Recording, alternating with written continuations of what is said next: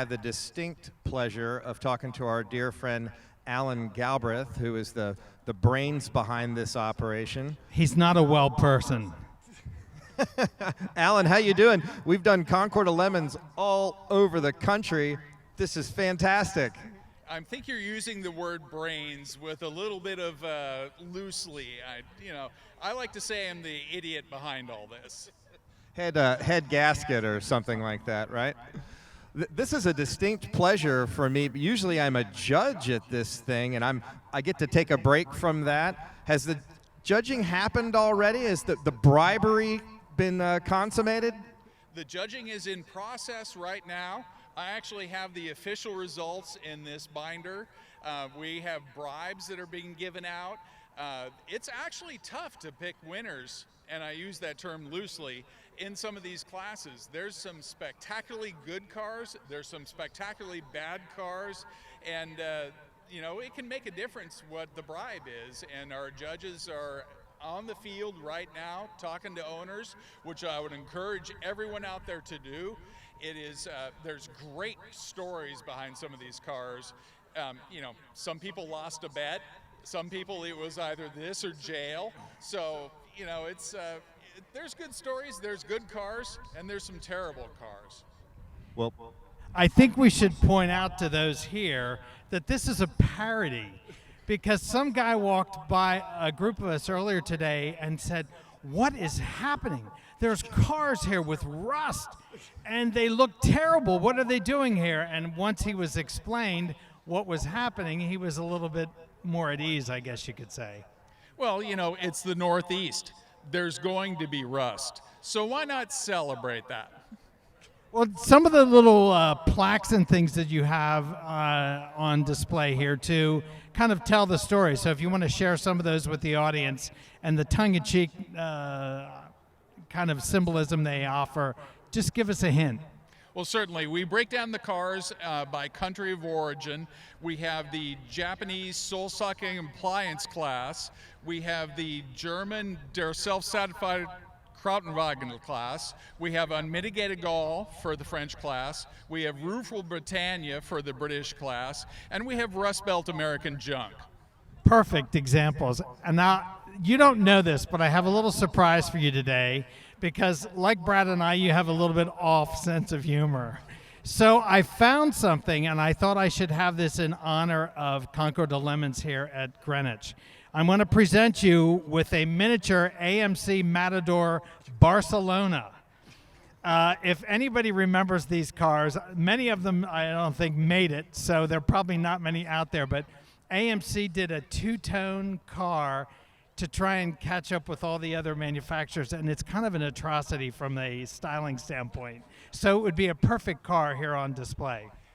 It was a rare car back in the day because it was awful, and if any of them survived, they'd be a shoe-in for an award here. So that's a goal for all of you out there. Next year, show up in an AMC Matador Barcelona.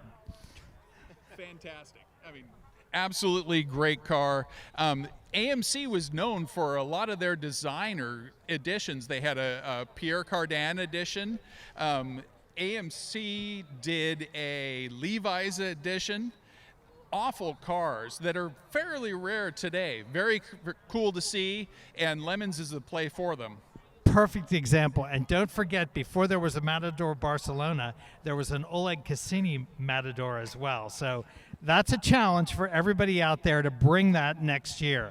So Brad, you're going to walk a little bit here with Alan and show people just kind of what our tongue-in-cheek Concours de Lemons is all about. Yeah, we've done this a lot, and the hardest part is, where do you start? I think this one's dead. I think we're having a mic problem here. Go ahead, Brad. The hardest part about all this, Alan, is where the heck do you start when you want to pick a corner to look at here? 1, 2, 1, What's your 2. favorite? You want to Check. start with that in the area here? I think we should turn around behind us here and go to the Italian class, which only one car made it. So let's go over there and take a look. Let's do that. We've got a wired mic. We're walking across here. We lost a battery. That's just how things go. It's funny that our equipment failed as soon as we got into this area, Alan. So, what is your name, sir? My name is Chris Martin. And what did you bring for us today? I brought probably the lemoniest Maserati bi-turbo on the road. Now, this is a very rare Maserati bi-turbo because it is the not currently on fire edition. Yeah. If you ever see another Maserati bi-turbo, it has either been on fire or is currently on fire. And this one is not. How far did you drive this today? Just over 200 miles. That is astonishing in and of itself that it made it that far. Yeah, under its own power. I didn't get it towed here or anything. I didn't cheat. Well, we do need to mention that Hagerty's Drivers Club offers roadside towing. I don't have Hagerty on this car, but I do have Hagerty on my Mercedes. So maybe I should change that over. Highly advisable. I think there's people there that could help you with that today, and I would advise the Drivers Club. Towing optional. Well, maybe not so optional with this car. It's going to be mandatory at some point. Thank you so much for bringing it. Truly, truly terrible car. Well, it's truly terrible, but we were talking earlier. It's still got a dogleg 5-speed manual transmission, right? 2 turbos. It's got at least 120 horsepower, right? It's around 200, he says. All right, we're wandering through, but as we're walking, I noticed that there's some custom ground effects on this particular one here. That is a clearly labeled Dunkin' Donuts box. Where's the owner for this? Oh, and he's got a turbo there. That's a really big deal. You got to zoom in on that. And the NOS, he's got NOS on a paper towel. That's really good. I especially like the hood prop, which is a baseball bat. Don't come near my car, it says, as if we were dying to do that under normal circumstances. I'm broke, Connecticut. That's fantastic. That's a great advertisement for the state, isn't it, really? Well, and what, Alan, we were talking, are you the owner of this car? Yes, sir, I am. Please. This is the very first production Nissan Nismo ever made over here. So let's come to the car. Okay, we're actually going to get a quick look at this Nismo. So over here, so this is a factory 2JZ engine with the twin turbo and the NOS bottle. All very legit. This is all from the factory. Now let's go that way. We got our Burger King hood prop. Here we see the Burger King hood prop. That's really good. Yeah. So this way this works. This is the Bluetooth hood scoop. So, if you're in the camera up here, you can see there's no cut in the hood. The deal is there's computer magic in there by Bill Gates and Steve Jobs together. And the way it works, air goes in, computer magic happens, air goes in there. Nismo sticker. This is factory. This is the light from when it was the pace car at the Le Mans. These are boost gauges, which aren't from an abandoned building, as they may lead you to believe. This is a radar jammer. We got our JDM wheel. We got our Sparco seats. Official Nissan body kit. All right, we're getting a real sense of this here. There's a lot of blue tape involved. This is the wing that we took off a Saab at a junkyard. Took 10 guys to get that this wing wing off off. of the car. You heard us, 10. 10 guys. Now over here, so this isn't any 1997 Toyota Camry back bumper. This is actually from my dad's car. He doesn't know it's here. He doesn't know his bumper is currently over here. Got our sponsor, Strip Bolt Racing. Planter's cheeseball exhaust tips. Now this wing. So there's a fun story. So as you know, the U.S. Post Office, they have the mail trucks, right? They're getting old. They're from the 80s. They're falling apart. They're catching on fire. Bad things.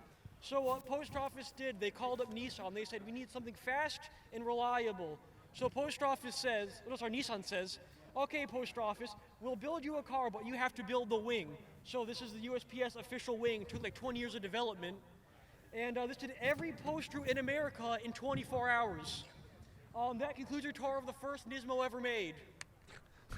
That was really outstanding.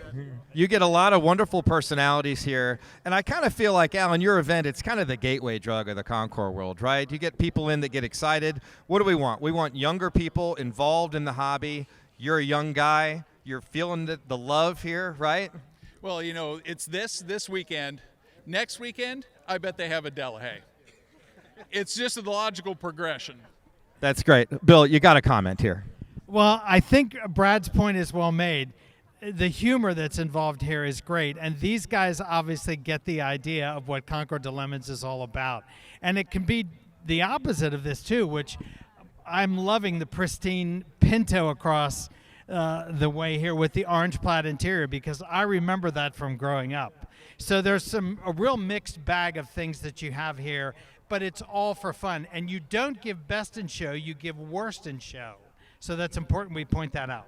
Yeah, that's correct. Our worst in show can be either a good example of a bad car or a bad example of a good car. It kind of doesn't matter. It works either way.